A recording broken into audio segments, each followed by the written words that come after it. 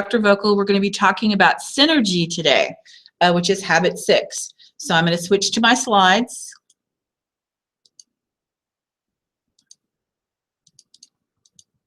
And synergize is habit 6. Voltaire says the enemy of the best is the good, which I don't know that that's my favorite quote for synergize. Synergize, a better quote might be, the whole is always greater than the sum of its parts. In other words, meaning that people working together can create something better than any one individual person can create. So we're going to start with a video from Dr. Covey called The Nature of Synergy. And I'm going to switch back to the videos. So hello, everyone. And hang on just a second. There we go. And we are going to start with The Nature of Synergy.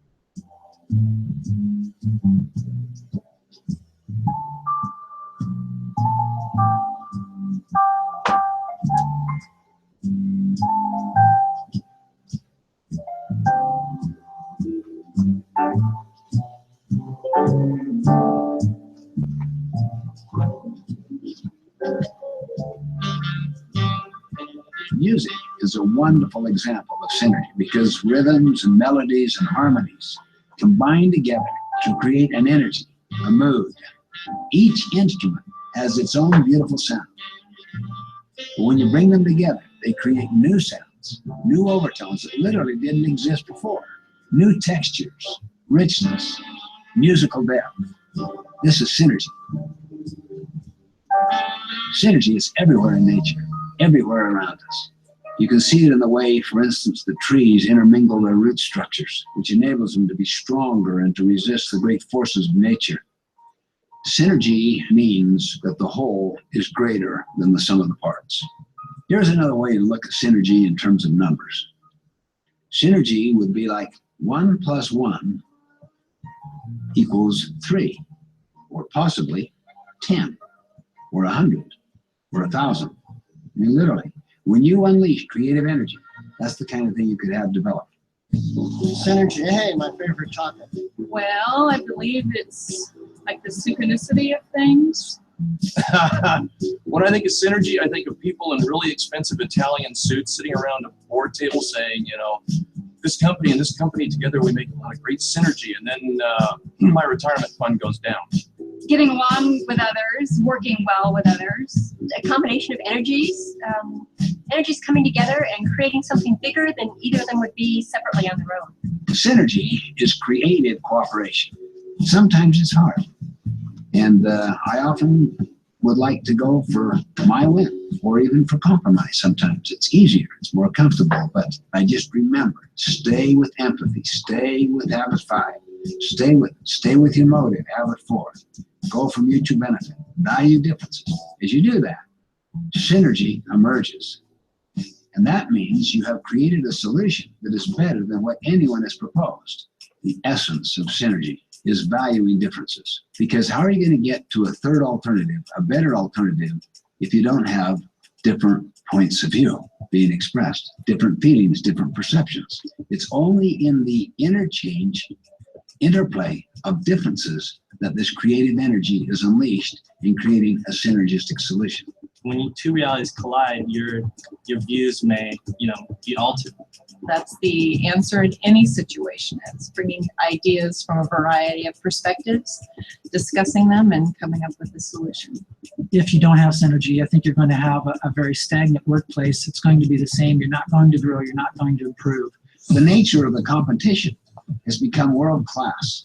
It has become a globalization of markets and technology to such a point that if you don't have cooperation, if you don't have synergy, you could literally become history in your marketplace. If you do have it, you'll be at the cutting edge. You'll be at the vanguard. You will have unquestionably the greatest strength of all. It's usually called in sports chemistry. And the great teams in sports have the kind of synergy or chemistry that can beat other teams that have hot dogging grandstanders that have more talent, but they don't have synergy. There's some things you can compromise on and some things you can't. Synergy could be compromised. That's a good question. Compromise is not synergy.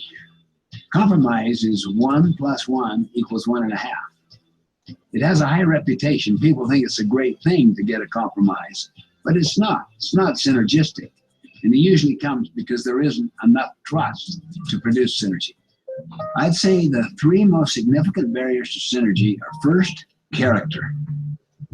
That people don't have the strength of character inside themselves, the integrity to afford to be really open and vulnerable. Second, they lack the skills. They don't know how to listen. Very few people have been trained how to listen. And they don't know how to listen within the other frame of reference. They pretend to listen, but they're really preparing their reply. The third is win-lose systems that are deeply embedded, such as a compensation system inside an organization that rewards people when they compete with each other. And you'll find that in spite of the rhetoric of win-win and synergy and so forth, if you have a win-lose system, it'll override the rhetoric every day in the week. Sometimes I call synergy going for the third alternative, which basically means the first alternative would be, say, my way. The second alternative would be your way. The third alternative would be our way that we come to together. It is a higher way, the better way. There's a kind of creative dynamism, like atoms that are uniting together. And then it creates this burst of creative energy, these new thoughts that neither had even thought about before. And that's why it is so exciting. And if you happen in a team, you just know you've got something that you're creating that is so far superior to what anyone has proposed. It is truly like 1 + 1 = 25. Have you ever wondered why geese fly in a V formation like this? I mean, the whole flock can fly 71% further than if each bird flew alone. Because when a goose flaps its wings, it creates an updraft for the goose that follows. That's called synergy.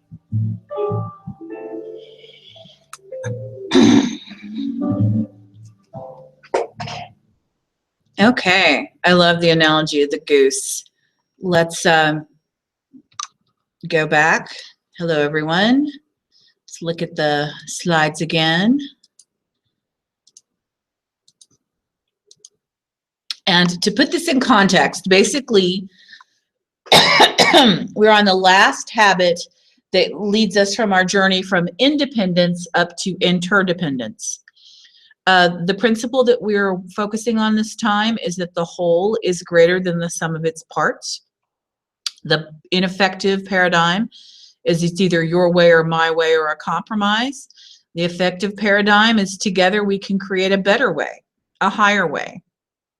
So the next video I'm going to show you is called Mauritius. And Mauritius is an island where you may have seen it before is if you watch The Amazing Race. I think they have been on Mauritius a time or two. Basically, it is a very small third world nation. It has a rapidly growing population. It has varied ethnic groups who have several different religious practices and different cultural traditions, and it's geographically isolated with no natural resources. So one would expect that there would be enormous problems. And instead, Mauritius has actually thrived. So I want you to look at this video and think about it. So here I am unsharing, sharing the video window. This is Mauritius.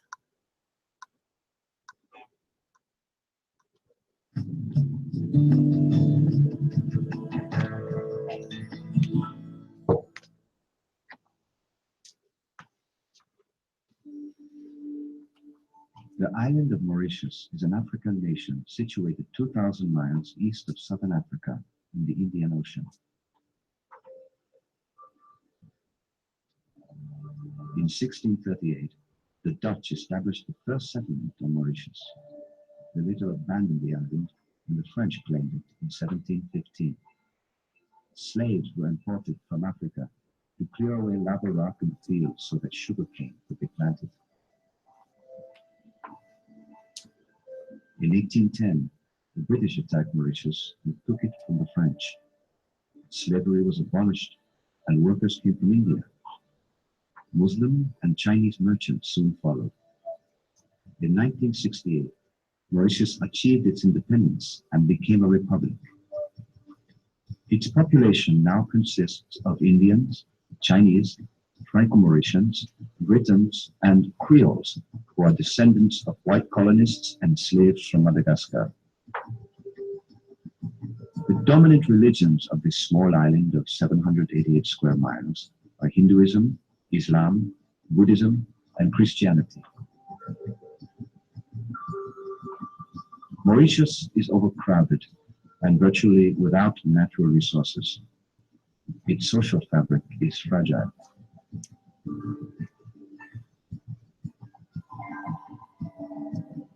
Since 1952, the population of Mauritius has doubled to 1.2 million. Stresses upon Mauritian family life are being felt as never before. Mauritius is confronted with balancing the demands of a complex and increasingly urban society with its cultural, ethnic, and religious traditions.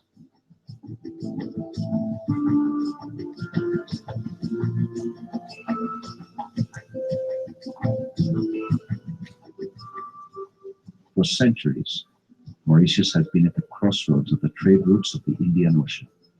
It is now at the crossroads of becoming part of the industrialized world.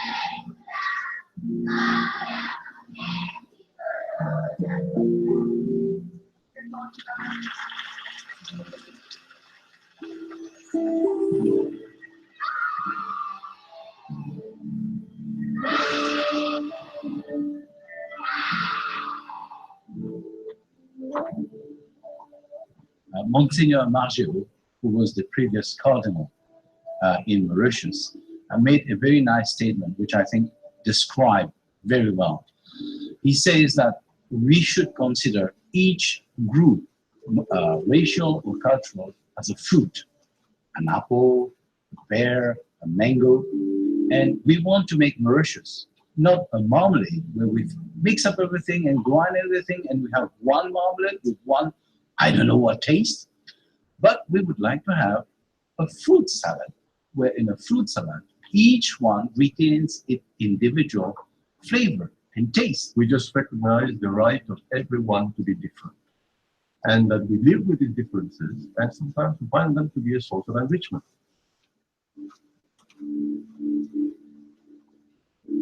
Do not forget that this island is the same as it was in the 16th, 17th century, far away outside the main currents of developed countries and nations, which means that for the survival of the country, you have to give the very best of yourself. And this is ingrained in us, in every Mauritian. It's not just the work of one ethnic group or one culture. I think it's because of the mixture of different groups, different cultures, that lead to the success, to the miracle of the country.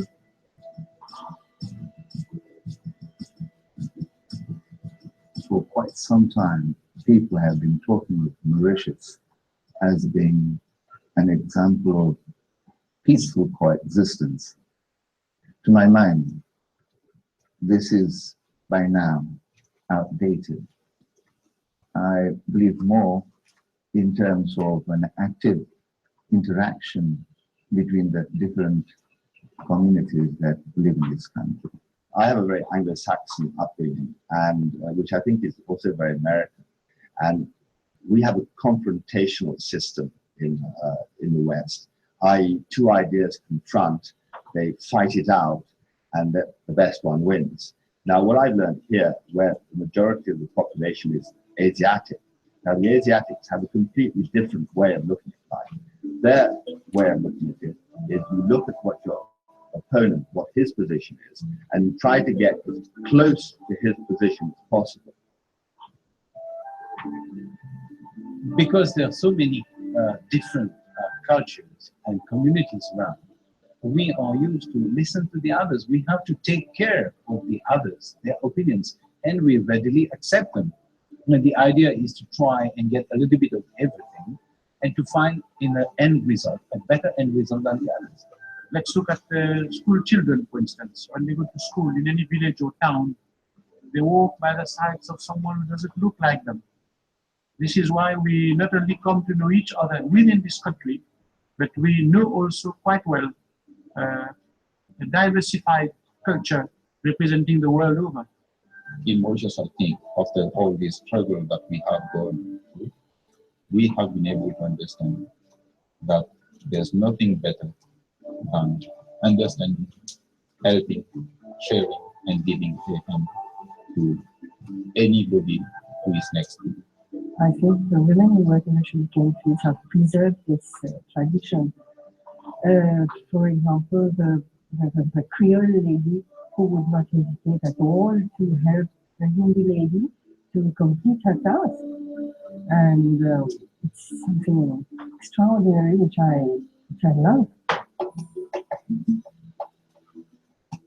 Our senior management is drawn from a number of the different ethnic communities in Mauritius. Now, we believe that that's a strength.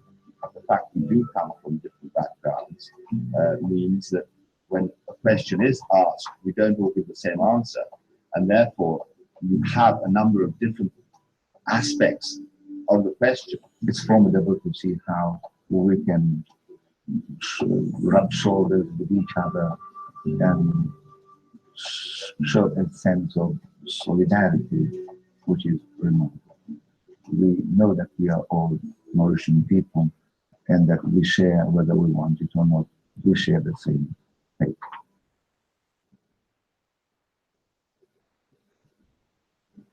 If I were to wake up in the morning and one of the components of the Mauritian community had disappeared, for me to be completely disastrous. I can't live without the Chinese, the Muslims, the Hindus, the Creoles, the Franco-Mauritians. For me, they make my humanity. And for me, I will be lame. I'm lucky enough to have a congregation where I meet the great cultures of the world every day. Buddhism, Hinduism, Islam, and Christianism. 2,000 of my parishioners are Chinese. So I use this very regularly.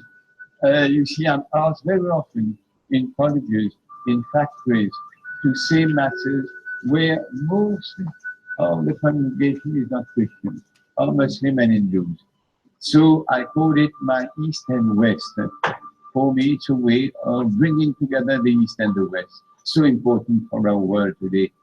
There is no religion of the world that preaches anything contrary to love, to universal brotherhood, to tolerance.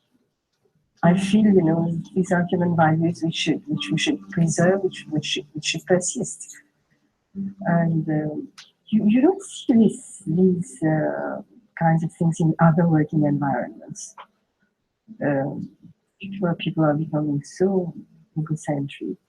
Any community, any race, any religion is nothing, but it's what comes from the heart. It comes from the heart, and people feel it, our guests feel it. The famous Mauritian smile that we talk about all the time. I think that's why people come back. I think we have developed over the years the ability to look at the other with heart. I'm just being a bit poetic, but that's how it is. We have the capacity of looking beyond physical appearance and beyond ethnic differences. We just see man or woman. We see admiration.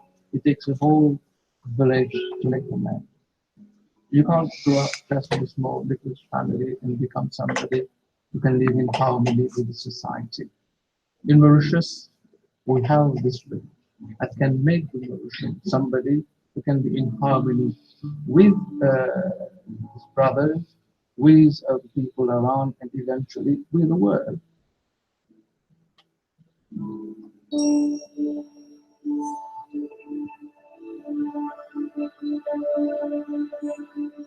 Mauritius is an island, and somehow we have the tendency to believe that each man is an island. But I don't look at it from the negative point of view. I believe that the island that we are in the midst of the ocean has the possibility of receiving the currents coming from all corners of the world. Like Mahatma Gandhi once said, we open the doors and the windows and allow all the currents to come in, but we try to stay on our feet.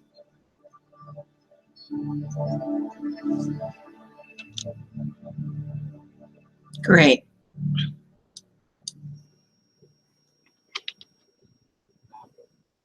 So here I am back again.